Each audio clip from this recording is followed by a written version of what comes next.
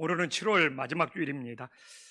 요새 이제는 여름 장마라는 말보다 여름 우기로 바뀌어야 된다는 이야기를 제가 지난주에 몇 주 전에 한 적이 있는데, 이제는 지구 온난화가 아니고 지구 열대야로 부르는 것이 정확한 표현이라는 것을 들으면서 정말 우리는 이 폭염 속에서 이미 우리는 지구의 열대야, 이 기후재앙 속에서 살아가고 있습니다. 오늘 우리 장로님 기도 잘해 주셨지만 이 기후재앙 속에서 하나님의 돌보심과 지켜주심이 우리와 함께 하기를 간절히 소망합니다. 오늘부터 금주부터 본격적인 휴가철입니다. 가족들과 함께 소중한 시간, 의미 있는 시간을 보낼 수 있기를 간절히 소망합니다. 이런 휴가철에도 주일을 사모하여 아버지 집에 찾아온 우리 성도님들에게 갑절의 은혜가 임할 수 있기를 간절히 소망합니다. 오늘 본문은 좀 이렇게 분명한 메시지가 담겨져 있어요. 하나님은 토기장이, 우리는 진흙. 그래서 토기장이 되신 하나님께서 진흙 같은 우리를 빚으신다. 그러므로 하나님의 절대 주권, 또 하나님의 절대 주권 속에 심판이 담겨 있다는 것이 너무너무 강조되는 본문입니다. 그래서 어떻게 보면 이 토기장이와 이 진흙의 비유를 보면 고민할 필요가 없어요. 모든 것이 토기장이 되신 하나님의 손에 있기 때문에 진흙 같은 우리들은 정말 하나님의 결정대로 따라야 된다. 이 절대 주권으로 대부분 다 정리해 버리는 경우가 많습니다. 그런데 제가 최근에 이 토기장이 되신 하나님과 진흙 같은 우리를 묵상하면서 과연 여기 본문에서 절대 주권을 부정을 해야 부정할 수가 없어요. 근데 이 절대 주권 속에 하나님의 심판만 있느냐 이거예요. 이 절대 주권 속에서도 하나님의 사랑이 보이기 시작하는 거예요. 사실 저한테는 놀라운 변화입니다. 제 목회 스타일은 하나님의 절대 주권을 강조하는 그런 목회 스타일인데, 이제는 그 하나님의 절대 주권 속에서도 사랑이 보이기 시작하는 거예요. 사람은 사실 보고 싶은 것만 보는 거거든요. 정말 내가 보고 있어도 관심이 없으면 절대로 안 보이는 거예요. 성경도 똑같습니다.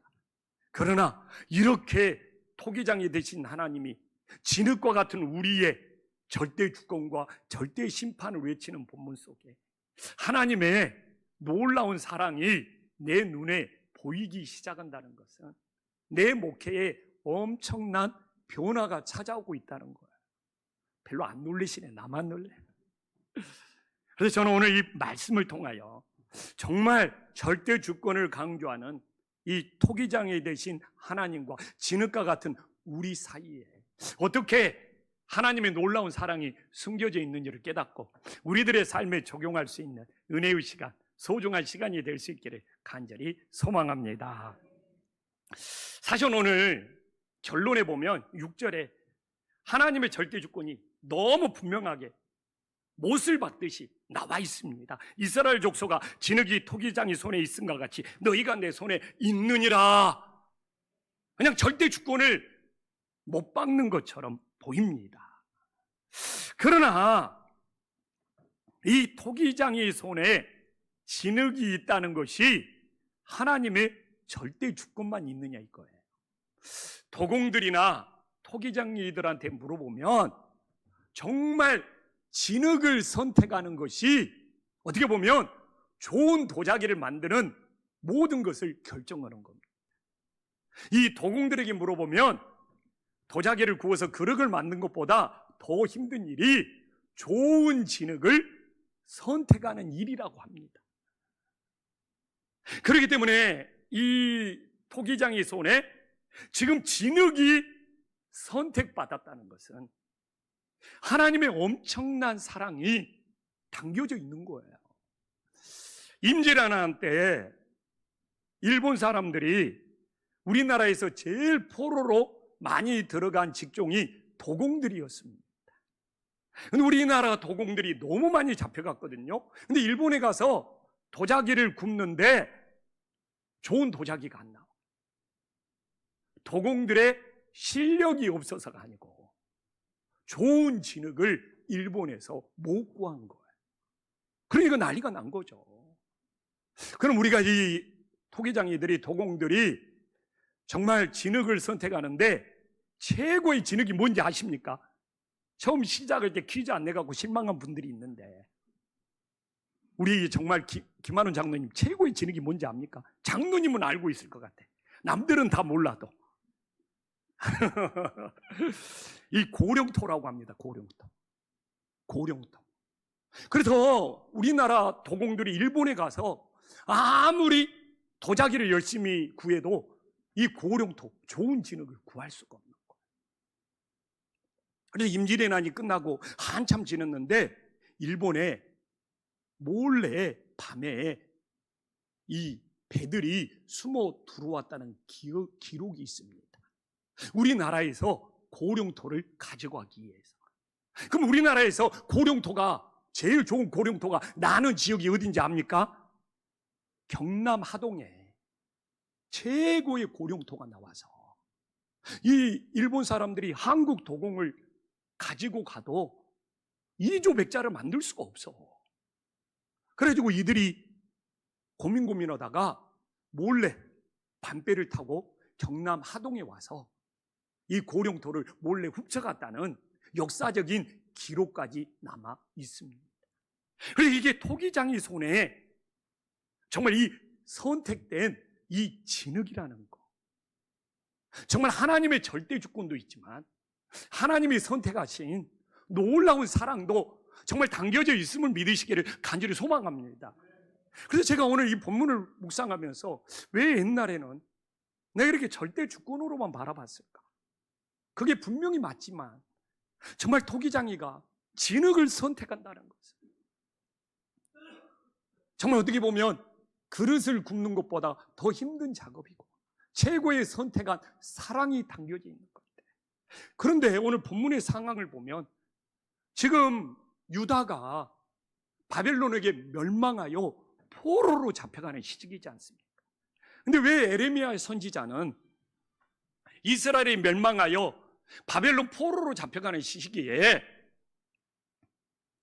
하나님은 토기장이고 너희는 진흙이다, 이 메시지가 너희들이 지금 불순종해서 하나님께 멸망받고 하나님께 심판받고 있다, 맞을 수는 있지만 그 당시 사람들이 다 알고 있는 이 이야기만 하려고 하나님은 토기장이고 너희들은 하나님의 손에 있는 진흙이다, 이 메시지를 전하고 있을까요? 저는 정말 오히려 이스라엘이 바벨론 포로로 잡혀가고 멸망하는 상황이지만 하나님께서 너희를 선택하신 사랑, 너희를 붙잡고 있는 사랑이 오히려 결코 변함이 없다는 하나님의 사랑의 메시지가 담겨져 있음을 믿으시기를 간절히 소망합니다. 이스라엘이 바벨론에 멸망하고 포로로 잡혀가면서 다 알아요. 우리가 불순종해서 우리가 하나님 앞에 심판받고 있어 절대 주권이라는 것을. 그러나 그게 전부고 에레미야는 그 이야기를 해서 확인하고 싶었을까요? 아니에요. 그 당시는 다 그릇을 굽는 시기였기 때문에 토기장이 손에 선택된 진흙이 얼마나 소중한지, 얼마나 가치가 있는지. 그래서 하나님께서 나라는 멸망하고 포로로 잡혀갔지만 너희를 결코 포기하지 않고 너희를 진흙처럼 내 손에 붙잡고 있고 너희들을 향한 하나님의 변함없는 사랑을 우리들에게 전해주고 있다는 이 눈이 우리 성도님들에게도 열릴 수 있기를 간절히 소망합니다. 그래서 우리에게 정말 이 시대의 기후재앙이 닥칠지라도 또다시 코로나가 찾아올지라도 하나님은 우리를 포기하지 아니하시고 정말 하나님의 손에 진흙과 같은 우리를 붙잡고 계시고 선택하고 계시고 그 사랑은 결코 변치 않는 하나님의 놀라운 사랑이 됨을 믿으시기를 간절히 소망합니다. 그러면 이제 진흙을 선택한 다음에 오늘 3절에 이 농로에 올려가지고 그 진흙을 가지고 빚어야 되는 거지 않습니까? 이 농로는 밑에 막 돌아가는데 진흙을 올려가지고 이제 도공이 자기 의견에 원하는 모양대로 만드는 거잖아요. 근데 이 농로에 올리기 위해서 제일 중요한 작업은 경남 하동에서 가져온 이 고룡토를 말리고 또 말려서 최고의 고운 가루로 부수는 작업을 해야 된다는 거예요. 조금이라도 덩어리가 뭉쳐 있으면 안 돼요. 그래서 체질을 하면서 정말 미세한 고운 가루로 만들어야지 농로로 빚어서 부었을 때 최고의 작품이 나오고, 만약에 조금이라도 고운 가루가 아니고 안에 덩어리가 있다, 그게 금이 가고 깨질 수 있는 흠집이 되어버리는 것이죠. 그래서 오늘 본문의 상황과 연결하면 이스라엘 백성들이 하나님 앞에, 아버지 앞에서 고운 가루가 되지 못한 거예요. 자신의 모든 것이 깨어지고 부서져서 고운 가루가 되어야 되는데 고운 가루가 되지 못해서 하나님 앞에 심판을 받고 있는 것이 맞죠. 근데 저는 성경을 보면서 제일 궁금했던 것이 민수기 12장에 나오는 모세의 온유함입니다. 아니, 모세 보면 성격도 좀 괄괄하고 막 지팡이로 바위도 막 내리치고, 그런 모세를 왜 하나님은 이 사람이, 이 모세가, 이 온유함이 모든 지면에 있는 모든 사람보다 더하다고 했을까? 모세의 모든 것이 하나님 아버지 앞에서 고운 가루로 부서졌기 때문에 그러는 거예요. 그게 바로 온유함입니다. 모세는 애굽의 왕자로 있었을 때 왕이 되고 싶고 출세하고 싶고 성공하고 싶은 욕망이 없었겠습니까? 정말 얼마든지 나도 정말 애굽에서 어쨌든 바로의 공주의 아들로 크면서 나도 한번 성공해 보고 싶고 왕이 되고 싶은 욕망이 있었을 거야. 그러나 어머니가, 유모가 히브리 사람인지라 정말 모세를 너네 히브리 민족이라고 정말 사춘기에 접어들면서 그 의식을 심어주니까 모세는 자신의 신념이 생겼죠. 이스라엘 백성들을 애굽에서 해방시키리라. 히브리 백성을 애굽의 노예에서 자신의 신념, 이걸로 꽉 들어차 있었던 것이죠. 그래서 자신의 신념으로 이스라엘 백성들을 해방시키려고 했는데 이스라엘 백성들이 협조하기는커녕 너가 오히려 사람을 죽이는 사람이라고 오해를 받게 되는 거죠. 그리고 모세는 또한 미디안 광야로 도망쳐서 자기 방식대로 살아가잖아. 자기 방법대로 살아가잖아. 그런데 모세가 호렙산 떨기나무에서 하나님의 부르심을 받은 이후에 자기의 어떤 성공하고 싶은 욕망, 어떤 히브리 민족을 해방시키고 싶은 신념, 미디안에서 자기 방식대로 자기 방법대로 살아간 이 모든 것들이 하나님 아버지 앞에 완전히 고운 가루로 부서진 것이죠. 그래서 하나님께서 고운 가루로 부서진 이 모세를 정말 하나님이 빚으셔서 40년 동안 이스라엘 백성들을 인도하는 정말 기막힌 그릇으로 사용하는 놀라운 역사가 있었음을 믿으시기를 간절히 소망합니다. 오늘도 사실 우리가 하나님 앞에 예비를 드린다는 것은 우리가 고운 가루로 부서져야 된다는 거예요. 아직도 세상에서 부서지지 않는 어떤 나의 욕망, 나의 신념, 나의 방법 정말 없는지 돌아보면서 우리가 농로에 올라가서 빚어지기 위해서는 정말 고운 가루가 되지 않냐면 정말 그것 때문에 그릇을 구워내도 금이 가고 깨진단 말이에요. 그래서 모세의 온유함이라는 것이 뭐냐? 하나님 앞에 자기의 신념, 자기의 욕망, 자기의 방법이 다 깨어지고 부서져서 완전히 고운 가루로 정말 되었기 때문에 주님께서 빚으셔서 온유한 그릇으로 사용하는 놀라운 역사가 있었음을 믿으시기를 간절히 소망합니다. 근데 오늘 하나님께서 어떻게 보면 전하고자 하는 제일 중요한 메시지는 저는 4절이라고 믿습니다. 근데 4절을 봐도 저는 예전에 하나님께서 토기장이듯이 하나님께서 깨트리도 뭐 터져버린다는 것은 그릇을 만들어 갖고 마음에 안 드니까 망치로 한번 턱 때리는 거예요. 그럴 때 부서지는 것을 터진다고 말합니다. 그릇을 구웠는데 마음에 안 들어. 그러니까 토기장이가 망치로 한번 툭 치면 그게 터져버린다는 거예요. 그러니까 하나님의 절대 주권이 더 강조되고 있네. 그냥 하나님은 하나님 마음대로 깨트릴 수도 있고 또 그릇을 만들 수도 있네. 사실 이렇게밖에 못 봤어요. 그러나 정말 여기에 두 가지 의미가 담겨져 있구나. 하나는 맞아요. 하나님께서 자신의 그릇을 툭 쳐서 터지게 해서 깨트릴 수 있어요. 근데 봐보십시오. 나도 놀랐어요. 그 깨어진 그릇을 가지고 다시 다른 그릇을 만드신다. 여기 놀라운 희망, 놀라운 소망이 담겨져 있더라는 거예요. 야, 여기에 그릇을 하나님이 깨트리기만 하는 것이 아니라 봐보십시오. 깨어진 그 그릇을 가지고 다시 다른 그릇을 만드는 놀라운 희망, 놀라운 소망, 놀라운 사랑이 있는데 내가 왜 그걸 보지 못했을까? 너무 사실 마음이 아팠습니다. 오늘 본문과 상황을 연결해도 토기당이 되신 하나님께서 이스라엘을 선택하여 만들고자 했던 그 그릇의 목적도로 되지 못했기 때문에 정말 터져서 깨어져서 바벨론 포로로 잡혀가는 건 맞습니다. 그렇기 때문에 우리도 하나님이 만드신 그릇, 그 목적도로 사용되지 못하면 나도 세상의 포로로 붙들려서 살아가는 모습은 없는지 돌아보는 것도 필요합니다.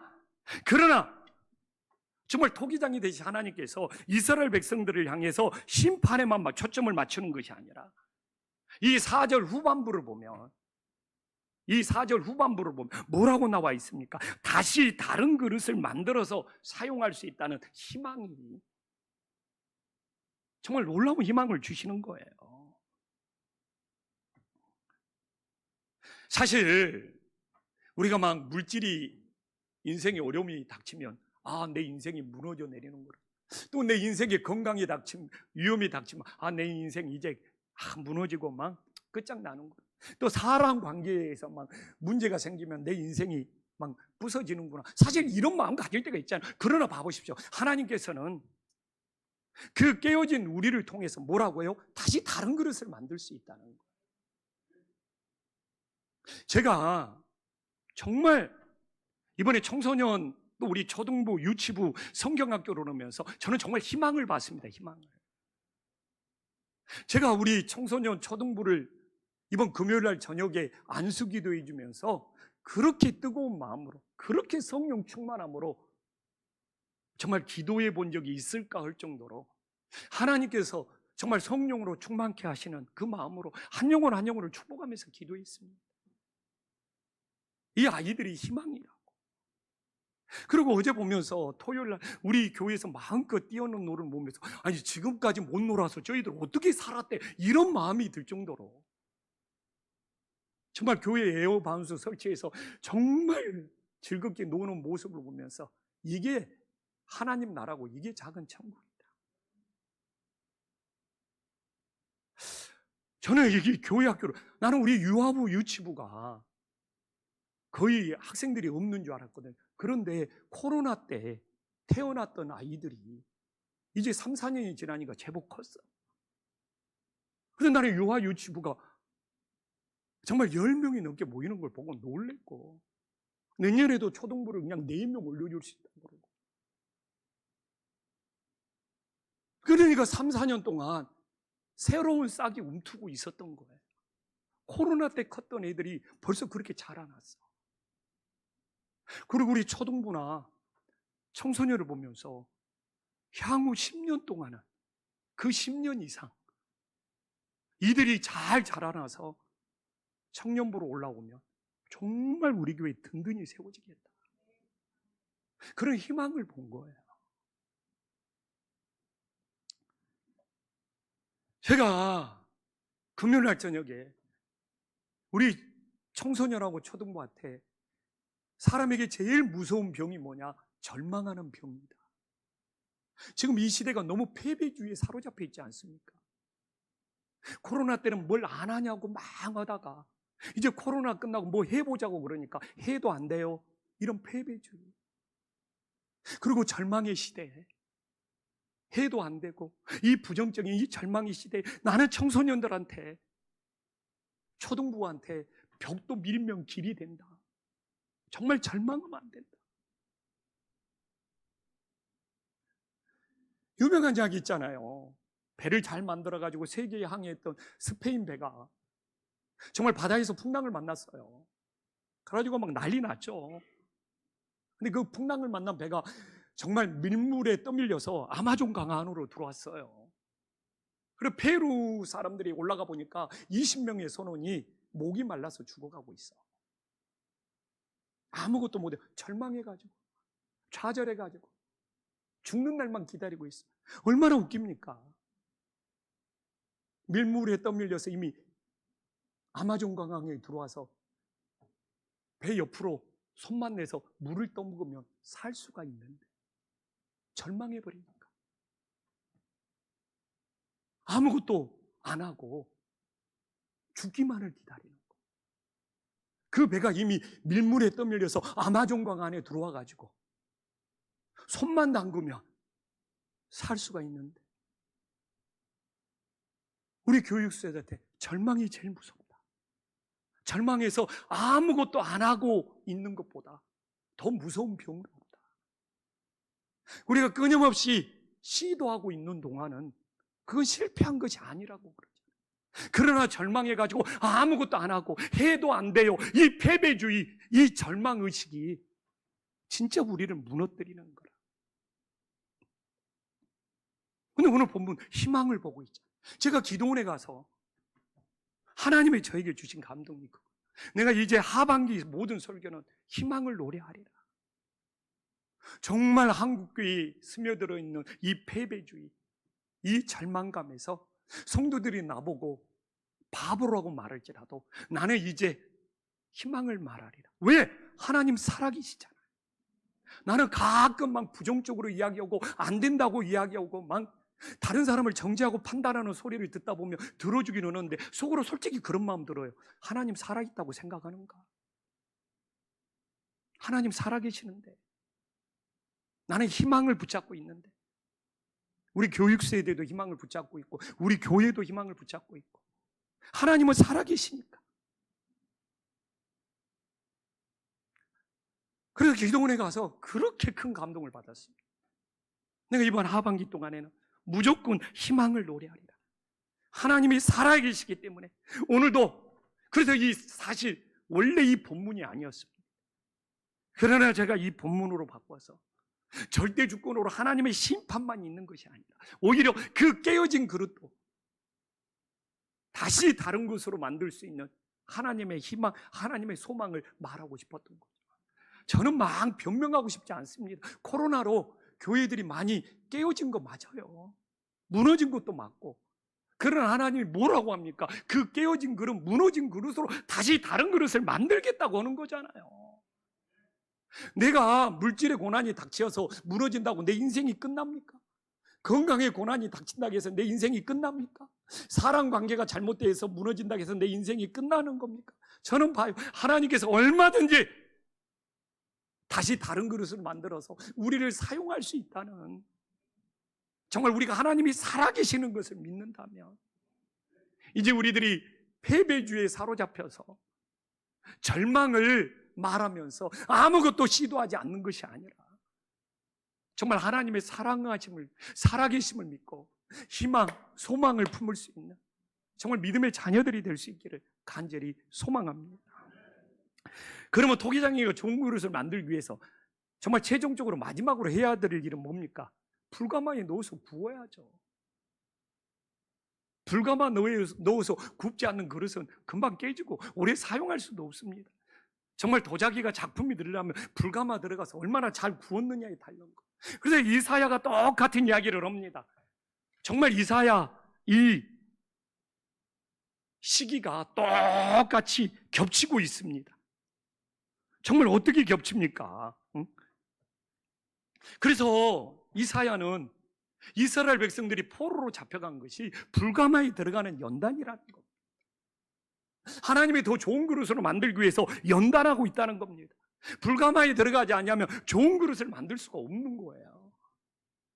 그래서 이사야는 나라가 멸망해서 끝장났다고 보는 것이 아니라 오히려 이 바벨론 포로라는 불가마에 들어가서 너희들이 연단받고 더 좋은 그릇으로 볼 수 있다는, 그래서 뭐 은처럼 뭐 금처럼 뭐 도가니가 아니고 풀물불, 도자기처럼 그릇을 긋는 풀물불에 들어간다고 분명히 말하고 있는 거예요. 그러면 우리는 왜 이 이스라엘이 나라가 멸망하고 바벨론 포로로 들어가는 불가마에 들어가서 연단을 받아야 됐느냐? 이게 성경에서 너무 중요하고 우리들의 신앙에도 너무 중요합니다. 왜 중요하냐? 이들이 바벨론 포로에 불가마에 들어가기 전에는 유대 민족의 하나님밖에 안 된다는 거예요. 유대 선민주의에 꽉 사로잡혔어요. 근데 바벨론 포로로 잡혀가서 불가마에 들어가면서 그 이사야가 포로 시기 겪는 거 봐보십시오. 이사야 56장 7절 뭐라고 말하고 있습니까? 내 집은 만민이 기도하는 집이라는 거예요. 이게 엄청난 겁니다. 유대 선민주의, 유대 민족주의에서 사로잡힌 그릇은 이스라엘을 하나님이라는 거예요. 그럼 뭐냐? 블레셋의 신이 있고 애굽의 신이 있다는 것이 돼요. 그래서 성경을 보면 그런 혼동을 줘. 왜? 이스라엘 선민주의, 이스라엘 민족주의에 가로잡히면 이스라엘만의 하나님이 되어버린다면 그러면 블레셋의 하나님이 따로 있고 애굽의 하나님이 따로 있고 로마의 하나님이 따로 있느냐? 성경은 이런 물음표를 줍니다. 우리도 그런 함정에 빠지면 안 됩니다. 그러나 바벨론 포로에 들어가서 불가마의 연단을 받아서 하나님은 유대 민족의 하나님만 되는 것이 아니라 세계 만민, 만민의 하나님, 만민의 유일신이 된다는 놀라운 신앙 고백이 든든히 세워진 거예요. 제가 말하지만 구약 성경이 유대 민족의 하나님으로만 끝나고 모든 만민의 유일신, 모든 만민의 하나님으로 세워지지 않았으면 신약 성경과 연결될 수가 없을 만큼 오늘 이사야가 내 집은 만민이 기도하는 집이라는 것이 그렇게 중요한 일이에요. 그래서 실제로 유대 선민주의, 유대 민족주의에 사로잡힌 신앙은 예수님을 배척하고 십자가에 못 박았습니다. 그러나 하나님은 모든 만민의 하나님이고 모든 만민의 유일하신 하나님으로 고백한 신앙은 예수님을 영접하여 예수님이 유일한 구원자가 되는 놀라운 역사가 일어난 거예요. 이게 바벨론 포로에 들어가서 불가마의 연단을 받아서 유대 민족 안에 갇힌 하나님이 정말 모든 만민의 유일신, 모든 만민의 구원자가 되는 놀라운 불가마의 연단이 있었다는 거예요. 이걸 지금 우리 신약 신앙, 우리 기독교의 신앙에서는 놀라운 사건입니다. 그래서 여러분들이 구약 성경을 제대로 읽다 보면 하나님이 이스라엘의 하나님이고 이스라엘의 신이 있고 또 블레셋의 신이 있고 애굽의 신이 따로 있느냐, 진짜 이런 혼동이 있어요. 성경 제대로 본 사람. 그렇기 때문에 하나님은 이스라엘 민족의 신만이 아니기 때문에 모든 만민의 신이기 때문에 거기에 갇혀있는 이스라엘 백성들을 불가마로 연단하는 거예요. 근데 지금도 유대 민족이 싫어하는 선지자가 있어요. 지금도 유대 민족주의, 선민주의에 사로잡힌 사람들이 배신자라고 하는 선지자가 있어요. 바로 에스겔입니다. 에스겔 10장 18절에 보면 예루살렘 성전 안에 갇혀있는 하나님이 밖으로 나와서 바벨론에 가서 바벨론 포로들과 함께 하시는 하나님. 하나님은 유대 민족은 지금도 그렇게 생각합니다. 하나님이 예루살렘 성전 안에만 갇혀 있다는 거예요. 예루살렘 성전에만 안에만 가서 예배만 잘 드리면 돼. 근데 에스겔이 바벨론 포로 시기에 이 10장부 들고 여기서 나온 하나님의 영이 하나님이 바벨론까지 가서 바벨론 포로 생활하는 에스겔과 유대 민족과 하나님을 믿는 모든 사람과 함께한다는 놀라운 고백이 에스겔에서 나오고 있는 거예요. 그런데 유대 선민주의, 유대 민족주의에 사로잡힌 이스라엘 백성들은 에스겔을 배신자라고 공격까지 하고 있는 거예요. 정말 오늘도 우리는 내 안에 갇힌 하나님이 아니라 정말 우리가 불가마의 연단을 통하여 우리 밖으로 나와서 하나님의 유일한 구원자로 증거되고 전파될 수 있기를 간절히 소망합니다. 정말 기도원 가서 앞으로 내가 희망을 선포하고 희망을 찬양하고 희망을 노래했다고 하면서 또 하나 회개했던 것이 뭐냐면요, 내가 그런 나이인가 봐요. 하나님이 회개시키더라고요. 내가 지금까지 참 이렇게 부목사들을 좀 이렇게 잘못을 나는 좋은 입장에서 가르친다고 지적을 많이 했던 것 같아요. 하나님이 그걸 회개시키더라고요. 근데 나는 좋은 뜻이죠. 내가 설교도 잘 가르쳐야 되고, 내가 목회도 잘 가르쳐야 되고, 내가 신방도 잘 가르쳐야 된다. 근데 그게 자꾸 지적질이 되었던 것 같아요. 참 하나님 앞에 회개 많이 했습니다. 내 안에만 하나님이 있는 것이 아니잖아요. 내 안에만 같이, 우리 부목사님 안에도, 우리 장로님 안에도, 우리 권사님 안에도 하나님이 있잖아요.